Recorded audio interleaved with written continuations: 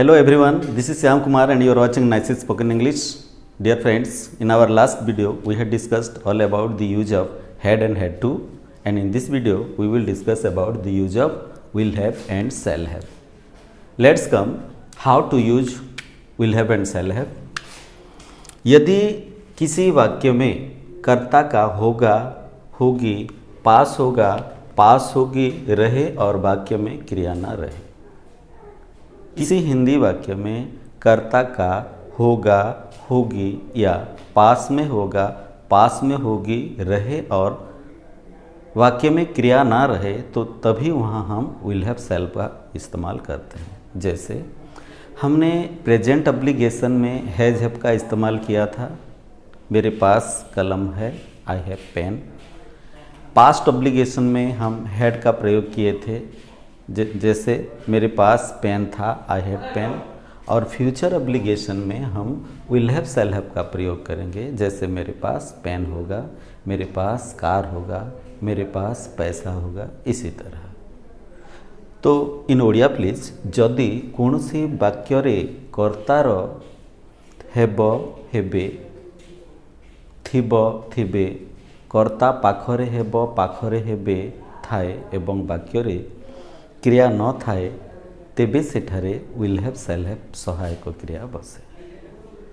मने रखंतु कर्ता पाखरे हेब, मोर गोटिए कलम हेब, हरिर गोटिए कार हेब, सेमानंकर अनेक पुओ झियो हेबे, नरेंद्र मोदींकर पुणी थरे क्षमता हेब, एभली वाक्य। आसंतु let's come we will discuss about the structure will have और शैल हैव। हर वीडियो की तरह एफर्मेटिव में होता है subject will have oblique shall have plus SW, negative में subject plus willn't oblique shalln't plus have plus SW, interrogative में IW plus will oblique shall plus subject plus have plus SW, और interrogative negative में I W plus willn't oblique shalln't plus subject plus have plus SW.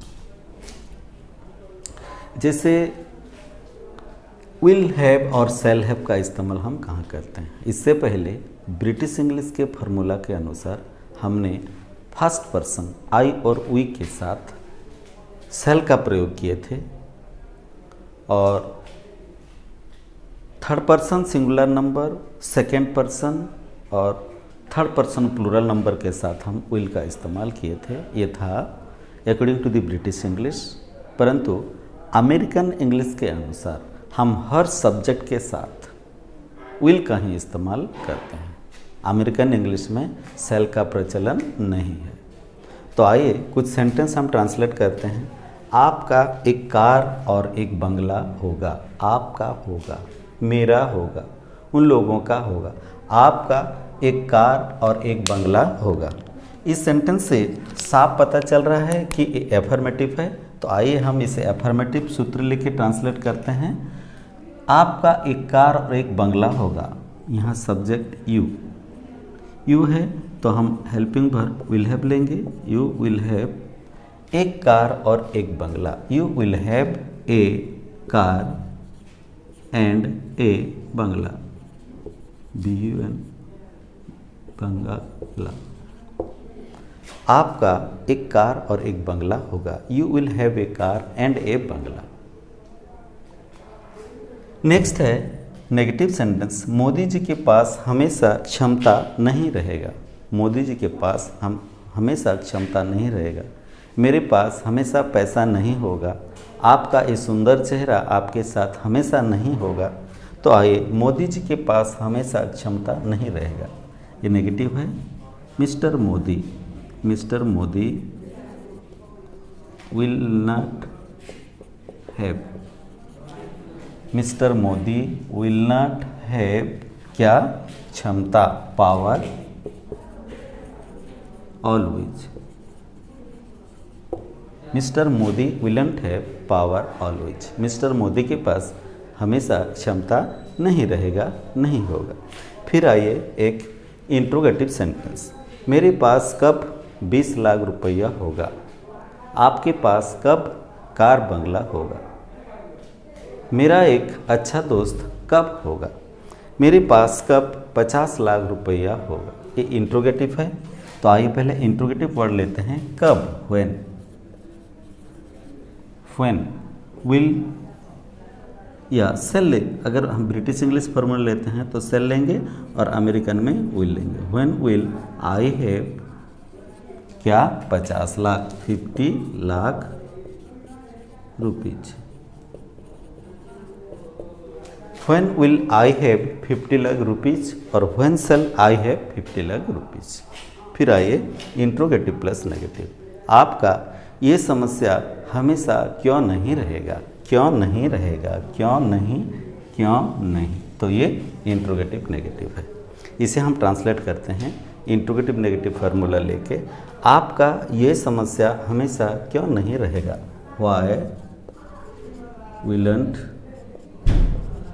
Why willn't you have this problem हमेशा, always. Why willn't you have this problem always? आपका ये समस्या हमेशा क्यों नहीं रहेगा? तो ये था will have और shall have का प्रचलन। जैसे मैंने एक बार कह चुका हूँ कि will have और shall have फ्यूचर एप्लीकेशन में यूज होता है जब कर्ता का कुछ होगा या कर्ता के पास कुछ होगा बोलना हम अगर चाहें। जैसे प्रेजेंट में हम कहते हैं मेरे पास कलम है, आई हैव पेन। आपके पास पैसा है, यू हैव मनी। उसे पास्ट में अगर करते हैं तो आपके पास कलम था, यू हैड पेन। आपके पास पैसा था, यू हैड मनी। अगर इसे हम फ्यूचर ऑब्लिगेशन में कहना चाहते हैं तो मेरे पास पैसा होगा, आई विल हैव मनी। मेरे पास पैसा नहीं होगा, I will not have money. मेरे पास पैसा कब होगा, when will I have money. मेरे पास पैसा क्यों नहीं होगा, why won't I have money. ये था will have shall have. I think you might have understood it very well, so not necessary waste a long time. बस आपको इतना ही याद रखना है कि विल हैव और सेल हैव कहाँ प्रयोग होता है। ब्रिटिश इंग्लिश के फार्मूला के अनुसार हमेशा आई और वी के साथ सेल हैव का प्रयोग करिए और अमेरिकन इंग्लिश के अनुसार हर सब्जेक्ट के साथ आप विल हैव का प्रयोग करिए।